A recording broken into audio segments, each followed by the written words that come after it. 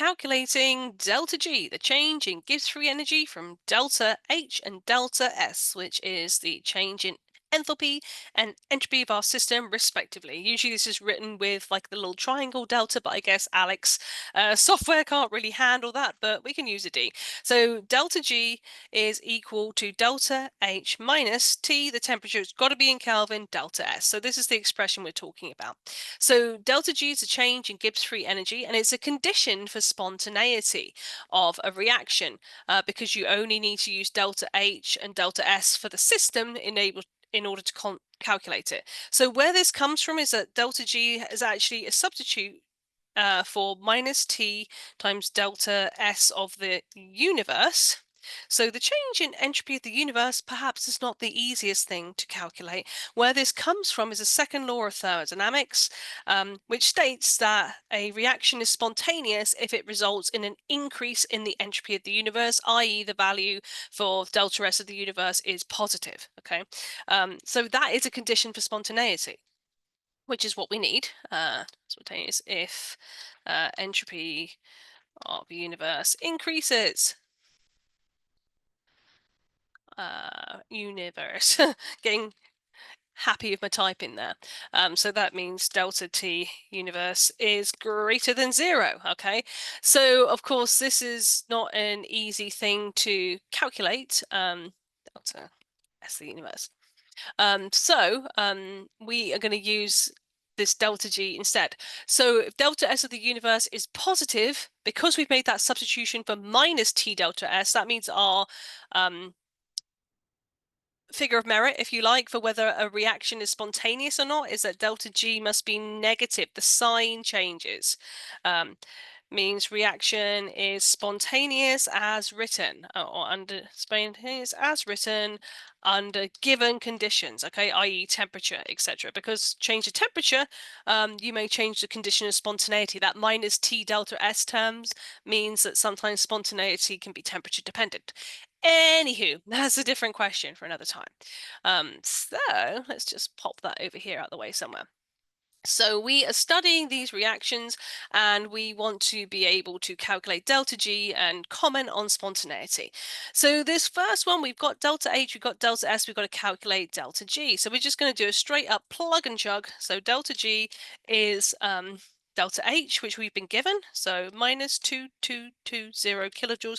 You do have to be careful with signs and stuff, and so parentheses can be very helpful for this. This has been given in kilojoules, and delta S is in joules per Kelvin, so I'm going to put in a cheeky little unit conversion to get kilojoules into joules so that those are compatible. Okay, so I've converted kilojoules into joules. So that is my delta H, and then I've got my minus T times delta S. So my temperature was given in the question is 140 degrees Celsius, but we have to convert to Kelvin for this to work. So that is my T, and then my delta S. Again, you may have to be careful with signs. My delta S is negative, minus 5362 joules per Kelvin. So my units, and I've been really naughty here and missed out my Kelvin, look. My units should come out in joules. Let's just check that and make sure that is okay. Right, so kilojoules will cancel and Kelvin will cancel, giving me units of joules. So it's just going to be one negative number minus, minus another negative number. That's going to be plus, okay? So do really watch out for your sign conventions. That will shake out to be minus 4690 joules. We've been asked for delta G in kilojoules, so I should probably go ahead and convert that into kilojoules. So, I mean, I could have left it all in kilojoules, and that's kind of not the way we really do it. 4960 joules. 1 kilojoule is 10 to the minus 3 joules. I try and be as consistent with the units as I can. So like I said, I could have converted entropy into kilojoules per Kelvin. That would be an alternative way to do it. That'd be fine. So that comes out in terms of kilojoules as minus 4.69 kilojoules. So that is what we can stick in our box here. Is it spontaneous? Well, delta G is negative. That is literally our conditions for spontaneity. So this reaction as written is spontaneous in the direction given under these conditions. Okay, so moving on, and this is probably driven by the fact that there's high enthalpy, right? If we want to get more into it, right? It's a combustion reaction, so there is a lot of heat being released, so it's very exothermic. That is probably driving it, even though, as written, we have more moles of the gas on the left-hand side. I think it's a combustion reaction. I'm going to be honest here. I would normally expect to see the water written in the gaseous state, because this is going to be really hot. It's probably water vapor that's being formed, just as an FYI. So in terms of moles of gas, it's probably 6 moles of gas to 7 moles of gas as well. But anywho, I digress. I'm just interested in stuff. Anyway, so there's that one. So the second reaction then, this time we've already been given delta G. So while we're on the track of spontaneity, we should probably talk about it. This time delta G is positive, okay? So that's telling us this reaction is not spontaneous. What is spontaneous is the reverse direction, okay? So if delta G is negative, that tells you the reaction is spontaneous as written. If delta G is positive, that tells you the reverse of the reaction is written is spontaneous. So rather than scrolling down, I'm just going to write what I would check. The reverse reaction is what's spontaneous. If delta G was exactly 0, what that's telling you is that that system's actually at equilibrium. Okay, so we are actually solving for delta S in this case, so we've got to rearrange. So if I take T delta S to the left-hand side.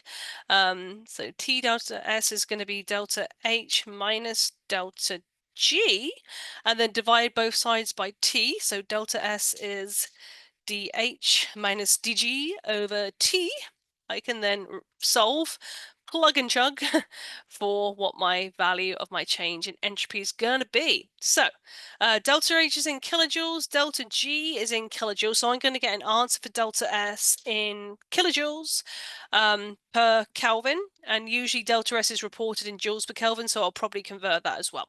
So watch out for your signs. Minus 188 kilojoules for my delta H minus my delta G, so minus 19 kilojoules. So I'm going to have a negative value for my entropy over my temperature, which is 140 degrees Celsius. So I've got to convert that into kelvins.